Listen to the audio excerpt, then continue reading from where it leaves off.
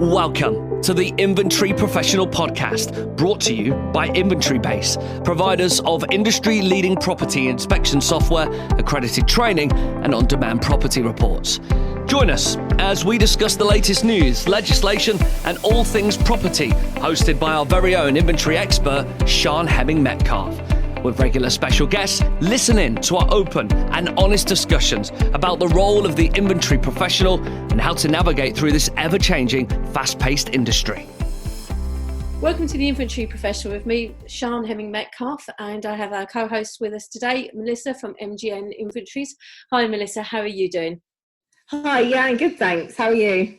Yeah, not too bad, not too bad. We were talking for the benefit of our listeners about whole connectivity issue, and today it seems to be a bit of a nightmare. I've had a Zoom meeting, a Google Hangout meeting, and I've had problems all the way through, like connecting to Chrome and stuff like that. I don't know if you're getting the same kind of issue. Yeah, absolutely. Everything's very slow. Even so much as uploading documents, it's taking a long time.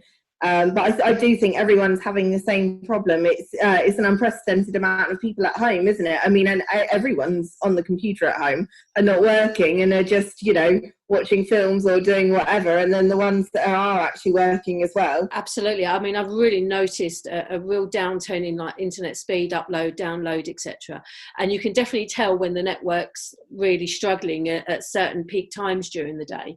And to be fair, everybody's, like I said, trying to work from home and using all these different kind of technologies maybe that we've not been used to before. I mean, Zoom is all over the internet, and that's what we're using today to record our podcast, because it seems the most reliable out there at the moment. But I'd be interested to hear from our listeners if everyone's got any other kind of potential options or experiences that would make using the internet a little bit easier. I'm definitely all ears on that one. And right, so today's podcast is how to remain relevant during the pandemic. It's very difficult at the moment because a lot of inventory providers are not working because agents are shut.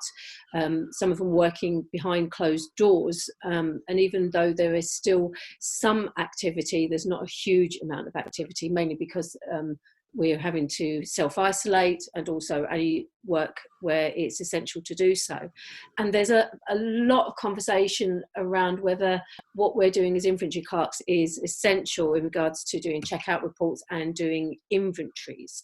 Certainly from my own personal perspective, there is some work that does need doing, certainly where you've got maybe key workers trying to move into a home, or where people potentially could be made homeless because of what's happening, and they're in a chain and things have to move forward. Therefore, certain reports will need to be completed. So it's a bit of a mixed bag at the moment. I mean, what's your experience at the moment, Melissa? I mean, there's definitely a downturn. But like you, there are still people that need to move. And there's a lot of talk, there's a lot of talk between inventory professionals about whether we should be going out and whether it is essential.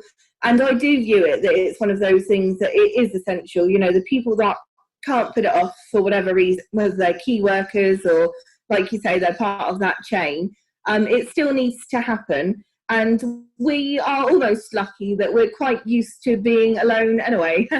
So, the vast majority of what we do, we are alone, and we've got good sort of health and safety and hygiene practices anyway. And obviously they've been ramped up of late. And, the only real change with that, I suppose, is the contact point, is either how you're getting keys now, because that's all changed, and obviously not meeting people to do handovers for checkouts.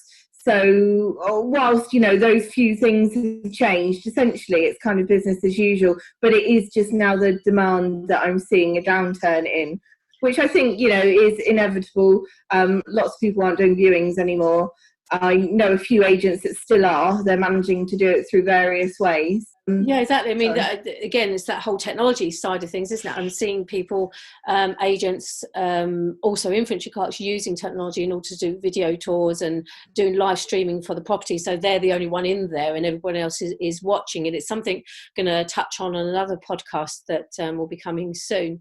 And yeah, I think it's making people think really out of the box to see what else we can do in order to keep things ticking over, certainly up until the lockdown is either lifted or if not, certainly less restrictions on potential working and movement, etc. But no, we're not going to know about that. Probably, I think the earliest is next week, because in legislation, in the emergency legislation that's been put forward because of the pandemic, the government has said that they would review the lockdown restrictions in 3 weeks, and that is, I think, up next Thursday. So the idea is that we should start seeing some kind of indication of what's going to happen next in the next few days, certainly by, I reckon, probably Tuesday or Wednesday next week. Yes, and I think we're all quite hopeful that restrictions will be lifted a little bit, but on a slightly pessimistic side, because I'm seeing so many people still outside, and I think this weekend probably will be a bit of a sort of deal breaker with that as well. It being weekend, and I think the weather's predicted to be fairly nice. I worry that if so many people are outside, the government might just say, well, let's carry it on longer and longer, because we can't be trusted. Because I suppose it's an all or nothing situation. If they release sanctions in certain places, if they say, well, schools can open, it's where, what things do you open when, really? I haven't really seen a precedent for that in other countries.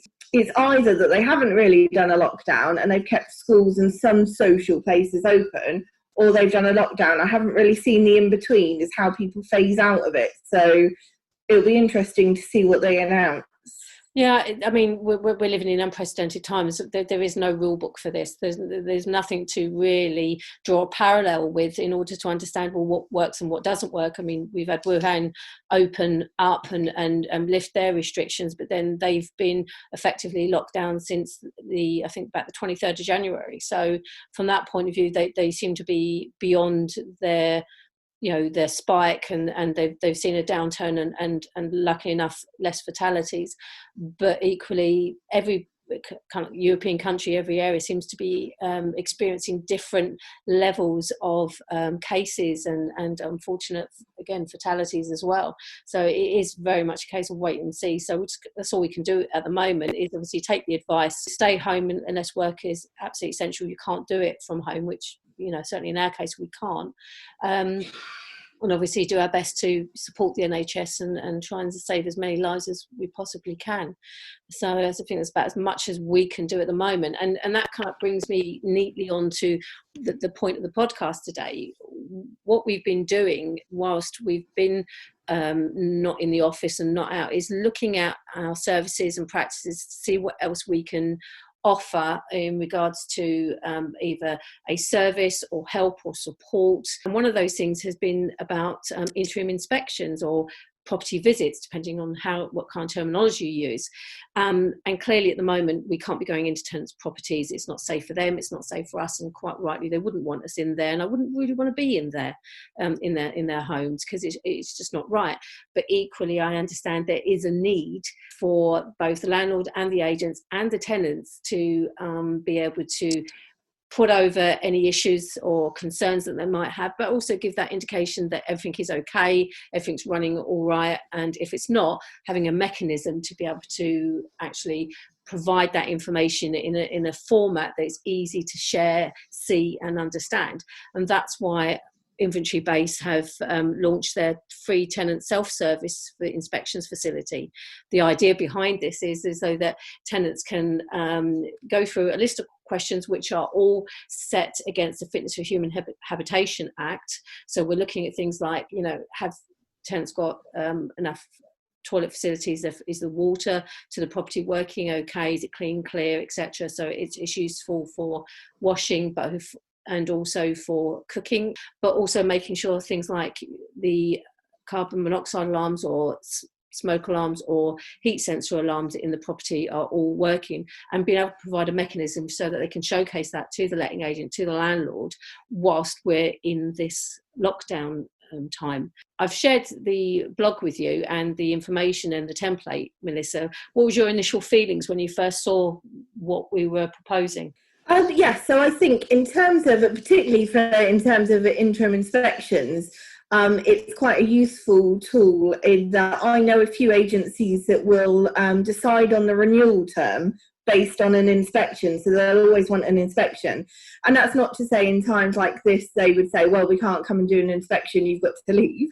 And so no, but more that it might affect it, and they say, well, if we're not sure, we can't see it, then maybe go on a periodic, rolling month to month contract instead of signing you up for another 12 months. So this certainly is helpful for those tenants to get across how the property is, and certainly as well it's a good way of documenting any maintenance for them. Tenants obviously typically are calling agencies and letting them know, but especially in times like this where you might just have one employee in any agency working, they might be a bit overwhelmed with maintenance and things. So I think that's a good way of documenting it as well. And certainly sort of the guidance notes are very clear what to do.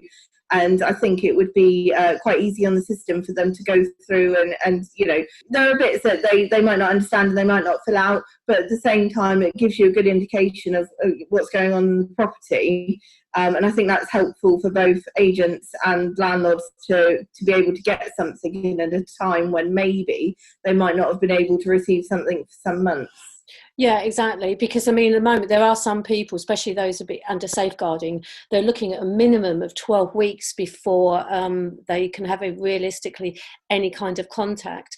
And obviously that again is up for advice and renewal depending on their particular circumstances, obviously what the current government advice is at the time, and to not have an indication of how the property is for that period of time for a lot of landlords and agents would be a bit difficult to manage, purely because, like you say, it's the maintenance side. Some maintenance things are not non-urgent, but if they're urgent and we've got a mechanism for the tenant to be able to upload pictures to show, look, this is what it's like, and also be easy for the agent to then move that forward and be able to prioritise those issues. Yeah. I do think in terms of the agencies as well, this is quite a useful tool for them because they are going to, when everything opens, be overwhelmed with a backlog of paperwork and inspections.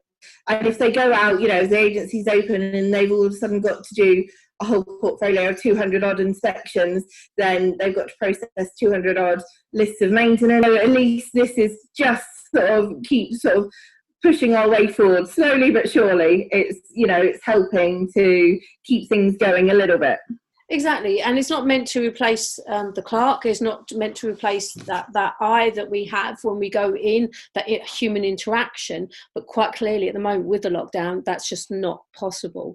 And as you say, we need to be able to give a mechanism for everyone to prioritise those issues, so that if they are effectively category 1, make the life difficult or potentially put the tenant's life or their well-being at risk because these maintenance issues haven't been dealt with, it's a way of making sure that this is all recorded, so that should there be issues further down the line, that there's an audible trail there.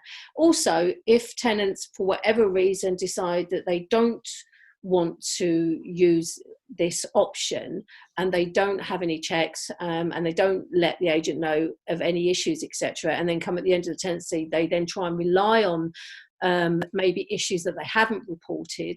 It's a way of the agent and the landlord saying, well, actually to the adjudicator, we tried to do that, we've given them the mechanism, they failed to do it, and now all of a sudden they have this big issue, which means the Section 21 cannot be issued because it's pre-existing. But at the time they were given that option to let us know, to give us that video evidence, to give us that pictorial evidence, and they failed to do so. And the audit trail, certainly within InventoryBase, allows that to be seen quite clearly, i.e. you've sent the email out, it will tell you whether the tenants opened the email, what time they opened it, obviously if they've made any comments, when they've uploaded the information and not. So it's a real good audit trail. So should there be problems at the end, it's clear exactly what was done, how it was done, and it's all recorded for everybody's benefit. So to me, that makes a huge amount of sense. Yeah, absolutely. Like I say, it definitely serves a purpose. It's helping all parties. So for now, it's probably the best thing that we can do, the best solution that we've got. Yeah, because we don't know how long this is going to be going for. We could be out of lockdown within the next couple of weeks. We could be here for a couple of months. And certainly if you look at Wuhan, with the numbers that they were posting from cases, etc. They've been in lockdown effectively for 11 weeks.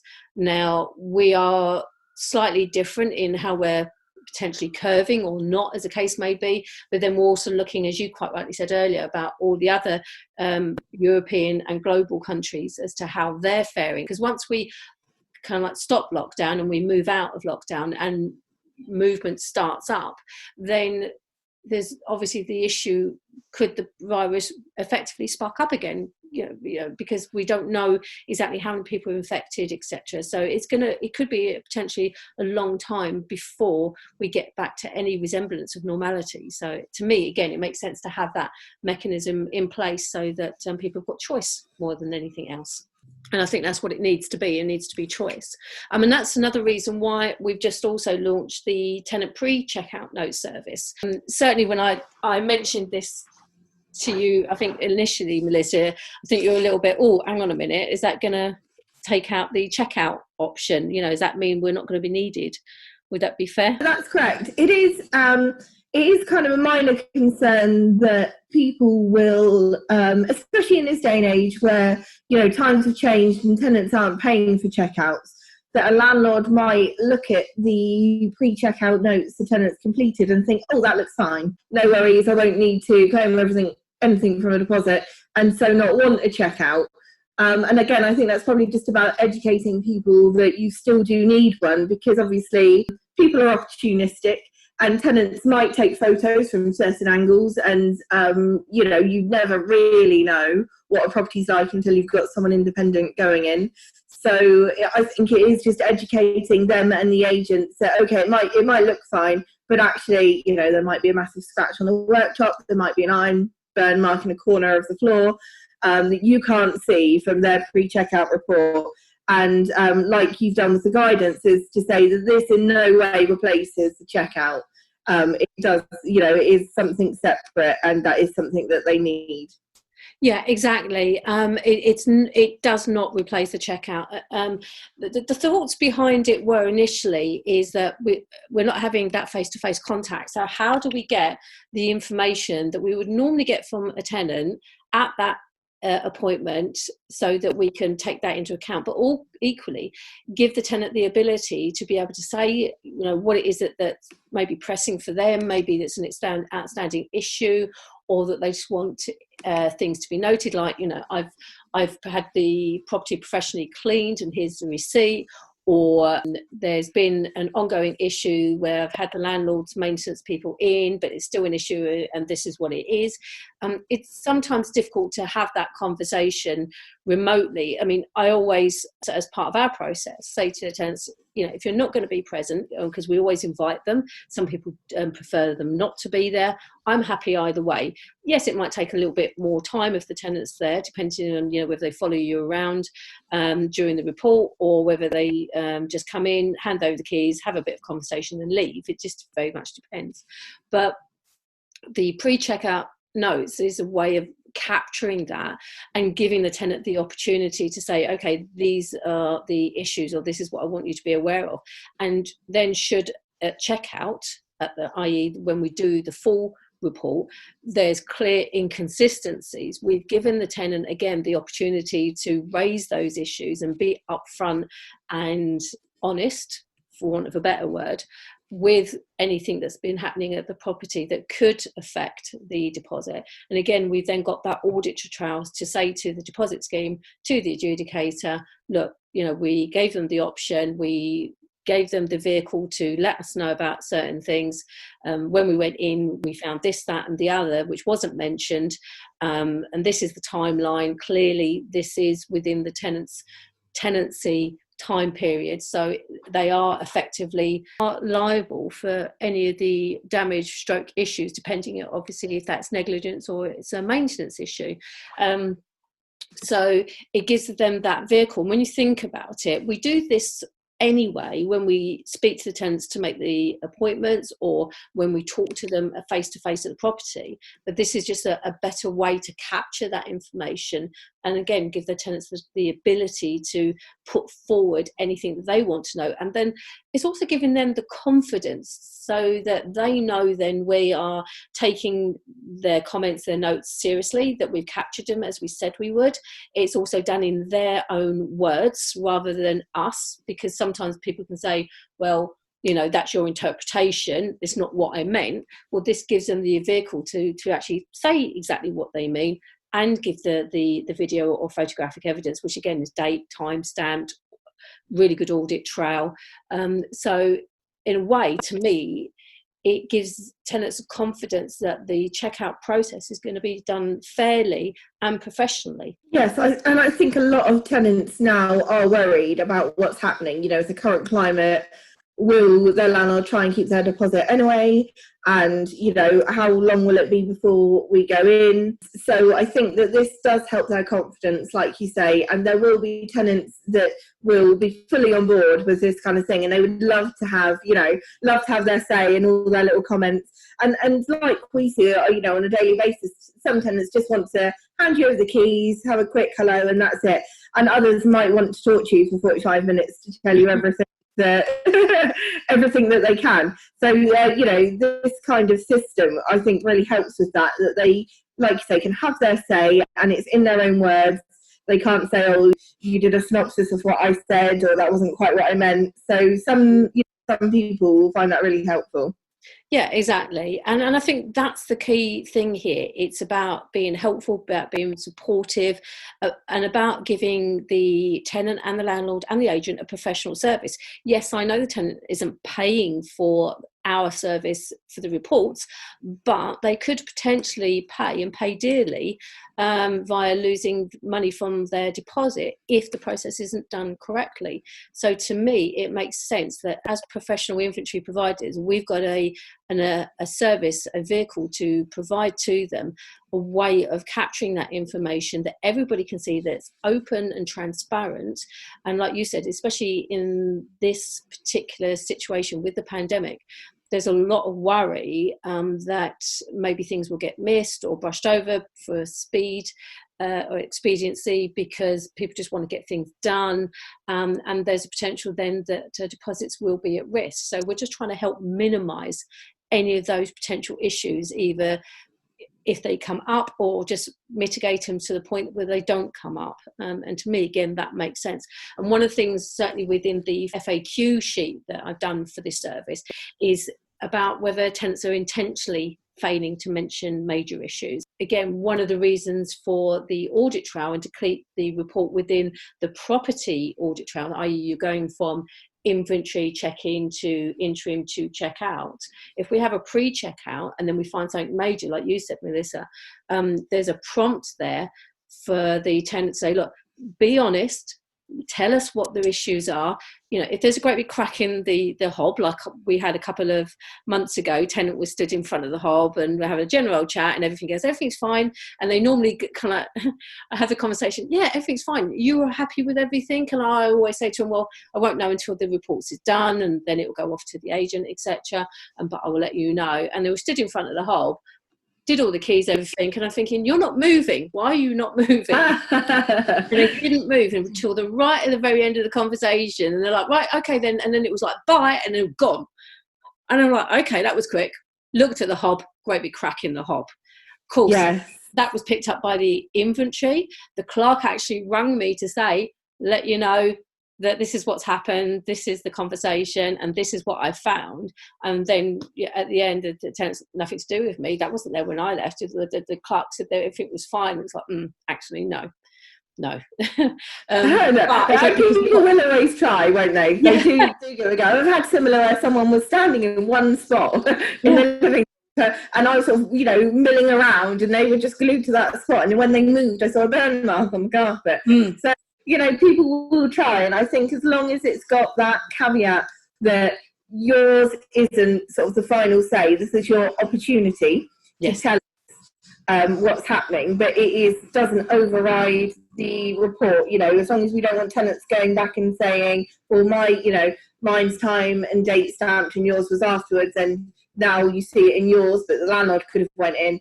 But again, you know, there's a thread of logic to that anyway, and those sort of times where something like that happens, you could, you know, realistically, your landlord's not going to went in to an empty property and ironed on the floor while you know, after you had left.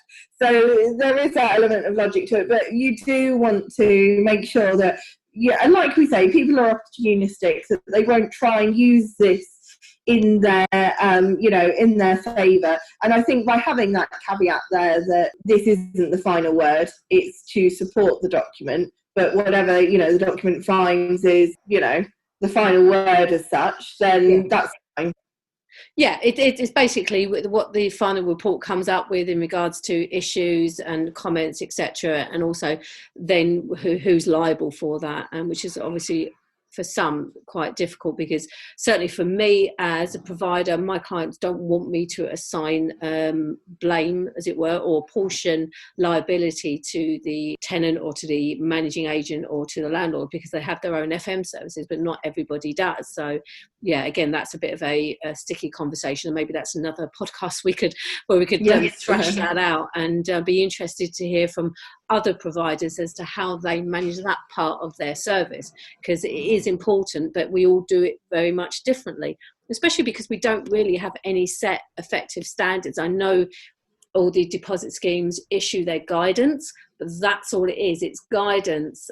It's not statutory. It's not legislated in any way, shape or form, even though it should be. It's just not. So it's about trying to find what best works for everybody, but equally protects everybody, and gives the ability both to the landlord and to the tenant to be able to manage that tenancy constructively. So it doesn't become all about a blame game, as it were.